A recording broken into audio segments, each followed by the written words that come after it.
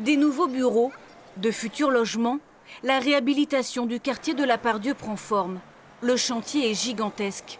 Il fait souvent râler, mais suscite aussi intérêt et curiosité. Alors pour les satisfaire, il marche. Ce jour-là, balade urbaine autour du centre commercial. Donc là, vous êtes face au parking 3000. Et on va en parler, qui est donc fermé, vous le savez, par rapport à cette transformation-là, et qui va disparaître. Depuis 5 ans maintenant, une fois par mois, l'association Nomadland propose ces visites urbaines de la Part-Dieu. Contre toute attente, elles ont trouvé leur public.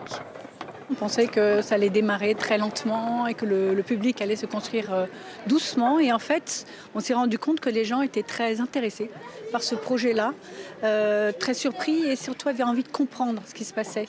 Il y a beaucoup de réunions qui se font en salle avec des explications, des tableaux, etc. Mais ce n'est pas du tout la même chose quand on est dans l'espace.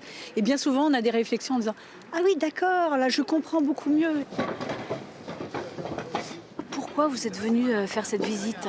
Parce que je n'aime pas ce quartier, que j'ai envie d'apprendre à l'aimer, à travers ce que va me dire l'architecte là. Puis je sais qu'il va être transformé, je veux savoir où je vais. On en parle, on sait qu'il va se rénover, et j'avais envie de connaître ce qui allait se passer.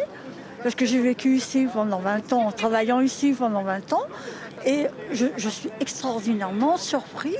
Ça va être très beau. Le patrimoine révélé par cette boîte de béton est une des surprises de la visite. L'avenir du centre commercial marche dans les traces du passé.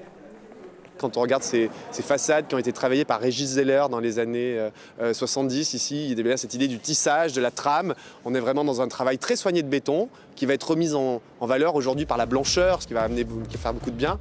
Il va pour cela falloir attendre 2022. La réhabilitation du quartier, elle, ne s'achèvera qu'en 2030. Les plus curieux n'ont pas fini de marcher.